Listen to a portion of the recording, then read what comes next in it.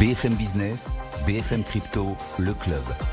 Sandra Gandoin. BFM Crypto, le club, je suis ravie de vous retrouver. Il est 15h, on est ensemble jusqu'à 15h30 sur BFM Business. On va parler éducation au crypto, on va parler des dernières actus bien sûr et de fiscalité aussi avec mes invités. Un instant, Louis-Alexandre de Froissart est également avec nous, gérant associé chez Montaigne Conseil et Patrimoine. Bonjour Louis-Alexandre. Bonjour Sandra. On va parler de fiscalité, c'est la période. Ouais. Il y a ce sujet en ce moment. Et Maxime Euzet, journaliste crypto, à la tribune pour les dernières actus. Bonjour Maxime. Bonjour. Ravi de vous retrouver dans les... En quoi c'est important, Louis-Alexandre de Froissart, de faire cette différence et cette pédagogie sur les cryptos, justement, l'importance de Bitcoin, le fait que c'est pas du tout la même chose que le reste du secteur, redire ça aux gens, s'adresser à une autre population, en quoi c'est important ? En fait, chaque personne qui s'est intéressée à Bitcoin s'intéresse à l'économie, s'intéresse aux matières premières, s'intéresse à l'énergie. Je n'ai pas vu quelqu'un qui se soit intéressé à Bitcoin sans avoir regardé des cours d'économie de nouveau. Alors que quand il va acheter un même coin sur Solana, je ne suis pas sûr qu'il ait cette démarche. Donc en fait, il ne faut pas oublier que les Américains ont déterminé que Bitcoin était une matière première.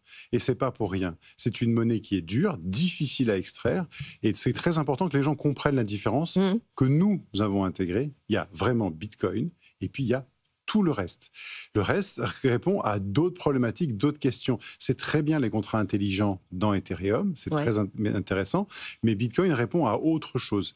Et à la base, ça a été créé comme un système monétaire indépendant pour faire de l'échange de valeurs de manière électronique, de pair à pair, directement de vous à moi. La 7e édition de Surfing Bitcoin, on l'attend évidemment parce que ça fait des émules, ce genre d'événement. C'est toujours intéressant de communiquer, de faire de la pédagogie. Vous restez avec nous, Jonathan Erskovici, parce que on a des petites actus à développer avec vous, Maxime Euzet. Déjà, on va s'intéresser aux cours et aux flux qui sont revenus dans le vert ces derniers jours. Il y a même des paris hier sur le plateau. On disait que Bitcoin allait dépasser les 100 000 avant la fin de la semaine. C'est Alexis Bouvard qui nous disait ça chez Bitpanda. C'est vrai que c'est repassé dans le vert. Bon, 100 000 $, c'est un peu ambitieux. Mais en tout cas, ce qui est sûr, c'est que la plupart des crypto-monnaies ont augmenté ces dernières semaines. Sur les 6 derniers jours, le cours du Bitcoin, lui, a augmenté de 7%. Et sur un mois, il a même augmenté de près de 14%. Et le rebond pourrait continuer, puisque la banque Standard Chartered vient de mettre à jour ses perspectives. Et elle aussi, elle prévoit un Bitcoin à 120 000 $, cette fois-ci d'ici l'été, et même à 200 000 $ d'ici la fin de l'année. Oui, il y a quand même des petits pronostics. Oui, quand même. Ce regain des crypto-monnaies se voit aussi dans les flux d'investissement, puisque la semaine dernière, les ETP crypto, donc des cousins des ETF, si on peut dire, ont enregistré l'une des plus fortes collectes de leur histoire, selon CoinShares, avec 3,4 milliards de $ d'entrée. Et dans le même temps, la société d'analyse CryptoQuant note que les baleines, donc ces très gros détenteurs de crypto, sont de retour et ont acheté beaucoup de crypto sur les plateformes d'échange, notamment sur Binance et Coinbase, ce qui a apparemment tiré les cours à la hausse.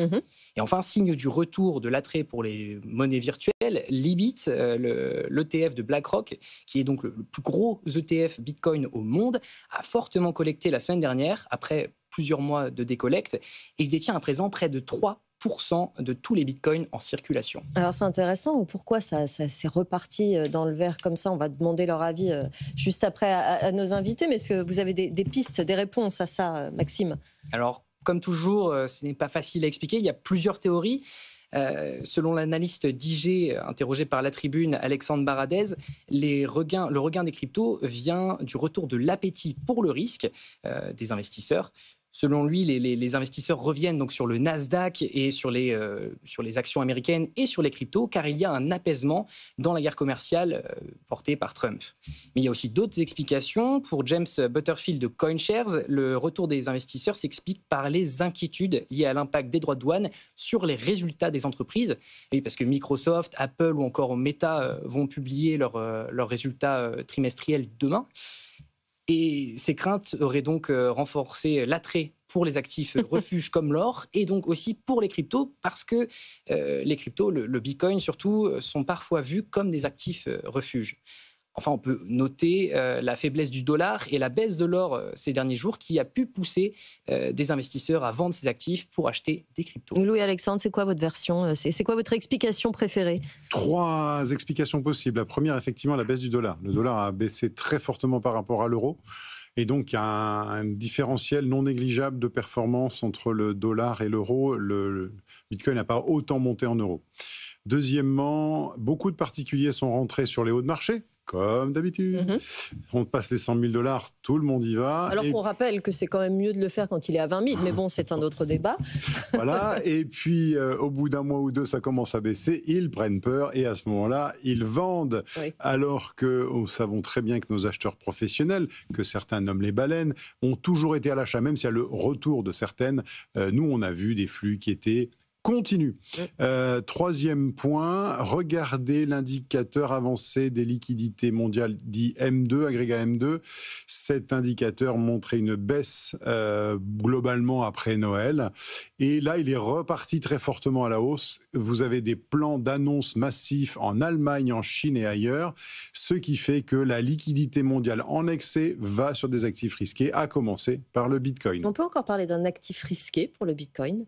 Alors, on peut se poser des questions, effectivement, parce qu'on a vu plusieurs réflexes pavloviens inversés, c'est-à-dire qu'on a vu des gens qui allaient se réfugier sur le Bitcoin, ce qui est quand même un peu nouveau. On l'avait vu dans des pays avec des monnaies très faibles, on l'avait vu en Angleterre il y a 3 ans sur la crise des gilts, mais là, c'est un peu nouveau.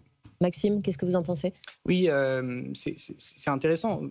Certaines fois, on considère le Bitcoin et d'autres crypto-monnaies comme des actifs très volatiles et qui peuvent être liés à la tech. D'autres fois, on le considère comme un or numérique.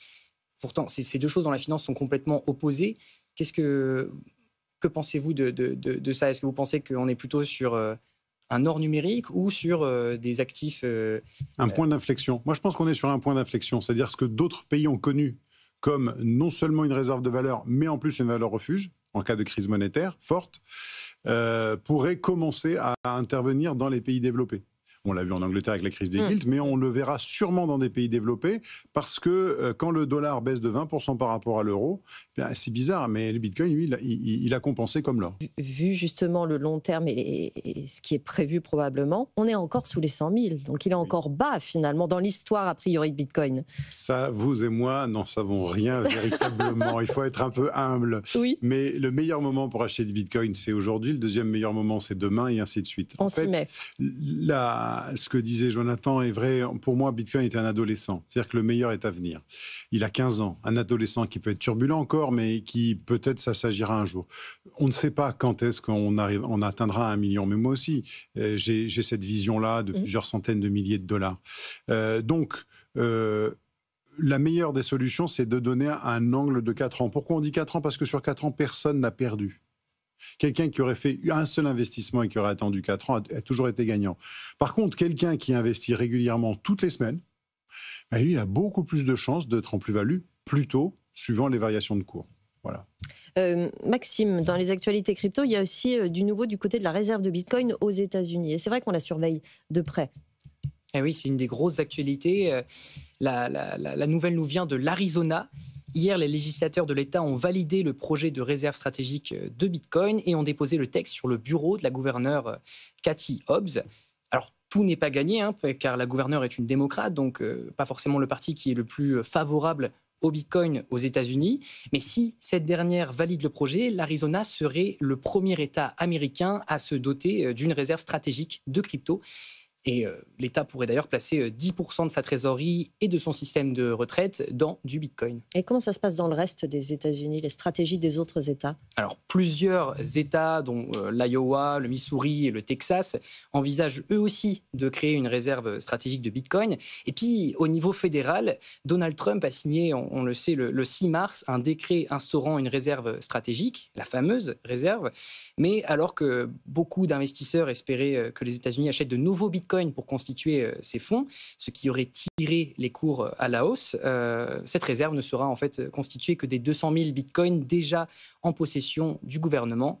L'adoption des crypto-monnaies par les institutions et par les gouvernements pourrait donc prendre un peu de temps. Dans la mesure où, en plus, il ne faudrait pas rendre ces 200 000 bitcoins, mais ça, c'est un autre débat, ça n'a pas été tranché. Intéressant d'ailleurs, Mika, vous en parliez. Pour le moment, l'AMF n'a pas du tout donné en France de certification Mika aux entreprises du secteur, Louis-Alexandre. Alors, il y a un agrément, parce que là, on en est maintenant à l'agrément, c'est-à-dire qu'on n'est plus à l'enregistrement, on est à l'agrément. Forge, Société Générale, Oui. à l'agrément, c'est le seul. On peut dire qu'il y a un certain attentisme parce que on se rend compte que c'est quelque chose de douloureux, de long, d'incertain. Il faut fournir beaucoup de pièces. Et on n'est pas sûr d'y arriver, donc on se pose vraiment des questions parce qu'on se dit c'est pas la peine d'aller faire quelque chose de long et douloureux, d'arriver à 3 mois de la fin et de voir que finalement l'AMF va revoir sa copie en disant non, j'ai peut-être été trop exigeant et de l'avoir pour moins cher. Donc aujourd'hui, ma vision du secteur, c'est que tout le monde est en train un peu d'attendre, de réunir toutes les pièces, de faire tout ce qu'il faut et de jeter un œil sur d'autres législations européennes qui sont un tout petit peu plus, compréhensive ou accueillante, pas loin de chez nous, parce que c'est un peu cauchemardesque aujourd'hui en France. Maxime? Il reste à peu près un peu plus d'1 an, puisque le 31 décembre, il restait 18 mois. Oui. Est-ce que vous pensez que la France pourrait perdre des entreprises si l'AMF ne donne pas plus d'autorisation, ne donne pas d'autorisation d'ici Alors, c'est pas qu'elle en donne pas, c'est qu'elle ne donne pas des signaux d'envie de construire un secteur ensemble. En fait, on a l'impression que cette réglementation, elle est faite pour les grands établissements bancaires, point. On ne veut pas de petits joueurs, on ne veut pas d'indépendants. Et c'est ça l'impression que l'on a. Donc oui, il y a des chances que certaines entreprises aillent chercher cet enregistrement ailleurs, parce qu'en France, quand on vous dit ça va vous coûter 500 000 €, vous avez une barrière à l'entrée qui est tout à fait compréhensible. Et donc, c'est un élément de ségrégation, si je puis dire. Nous, pour le conseil, on va être 5 ou 6 en France à aller chercher cet agrément. C'est pareil, on se dit, est-ce qu'il faut y aller maintenant pour que ça nous coûte des dizaines de milliers d'euros, des dizaines de mois d'avocats avec des échanges de courriers qui n'arrêtent pas parce que rien n'est vraiment calé? Ou est-ce qu'on va vers des réglementations de pays confrères qui vont nous dire, écoutez, nous, on est très heureux d'accueillir votre entreprise chez nous? Ça, il y a aussi la fiscalité. Oui, parce qu'on est en France, oui, Alexandre de Froissart. On ne peut pas parler d'argent sans fiscalité. On est en pleine période fiscale. C'est quoi, déjà, dans les délais, là, il nous reste 6 semaines pour les plus chanceux pour fournir sa déclaration. Qu'est-ce qu'on fait pendant ces 6 semaines quand on a de la crypto? C'est quoi les bons réflexes? C'est mieux déjà d'avoir un petit peu analysé ce qu'on a fait avant. Donc, quelles sont les opérations imposables? J'ai fait un transfert de crypto vers de l'euro, du yen, du dollar et ainsi de suite. À ce moment-là, donc un retour vers ce qu'on appelle la monnaie fiat, ça c'est une opération imposable. Deuxième opération imposable, j'ai fait des achats en crypto. J'ai une carte Binance par exemple, ou une carte d'un autre intervenant et j'ai fait un achat. Ça c'est une opération imposable, c'est clair. Mais il y a des opérations qui sont plus difficilement détectables. Par exemple, j'ai acheté un jeton qui n'est pas considéré comme un actif numérique. C'est-à-dire que par exemple, j'ai vendu du XDAI pour aller acheter un jeton Realty. Ça c'est une opération imposable. Les gens l'oublient.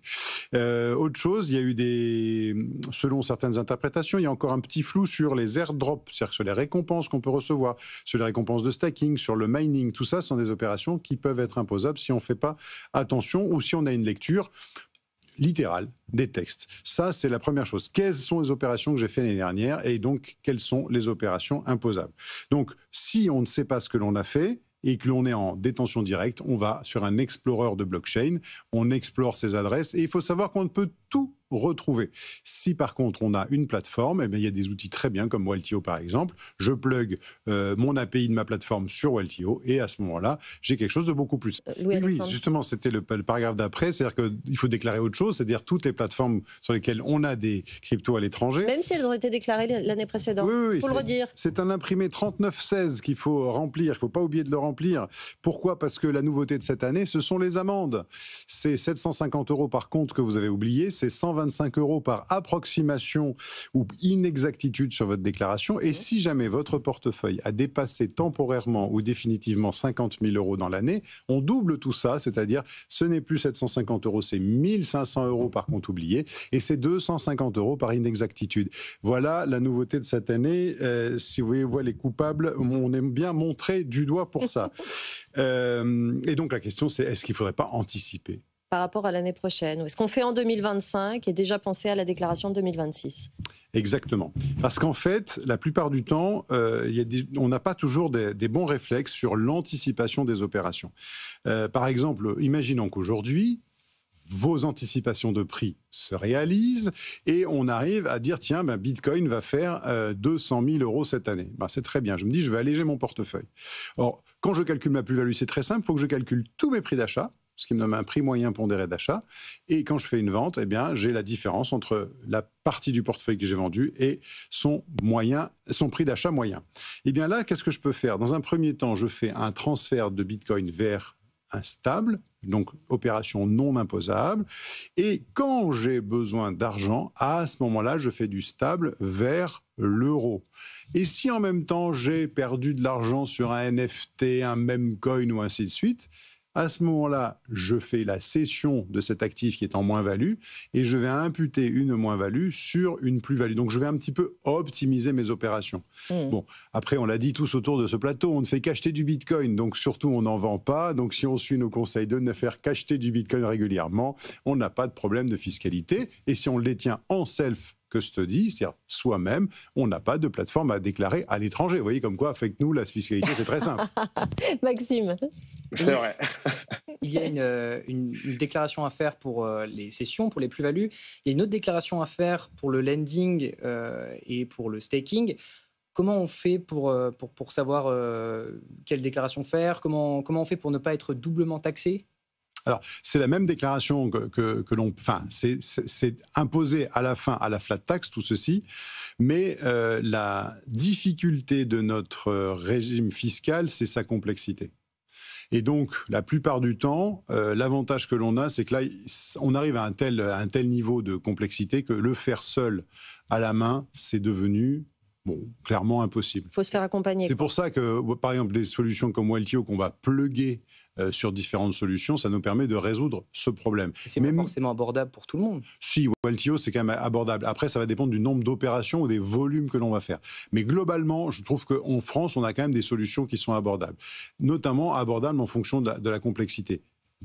Waltio qui sera dans cette émission. Il reste 1 minute, Louis-Alexandre de Froissart. En tout cas, les contrôles, ça ne va pas s'arranger, ça va se durcir dans les années qui viennent. Oui, que penser de ceux qui n'ont pas déclaré et de ceux qui jouent à l'autruche? Eh bien, il faut arrêter. Pourquoi? Parce que maintenant, on revient 10 ans en arrière. Ce n'est plus 3 ans en arrière, c'est 10 ans en arrière. Ouais. Donc, ça devient de plus en plus délicat, de plus en plus surtout déclaré. Et si jamais vous avez trop peur, approchez-vous d'un conseil personnaliser, quelqu'un qui va vous aider à restructurer tout ça, à prendre contact avec le fisc et aller faire votre déclaration parce qu'il faut être en règle. Ouais, ne faites pas l'autruche, hein, ça vaut pour tout dans la finance et dans la vie. C'était le conseil du jour. Merci beaucoup à tous les trois. Jonathan Erskovici, fondateur de Stackinsat, qui était avec nous à distance. Maxime Euzet, journaliste crypto à la Tribune, et Louis-Alexandre de Froissart, gérant et associé chez Montaigne Conseil et Patrimoine, pour retrouver tous les derniers conseils justement dans cette période fiscale. Merci de nous avoir suivis. BFM Crypto, le club. Vous continuez à nous poser vos questions, crypto@bfmbusiness.fr. On y répond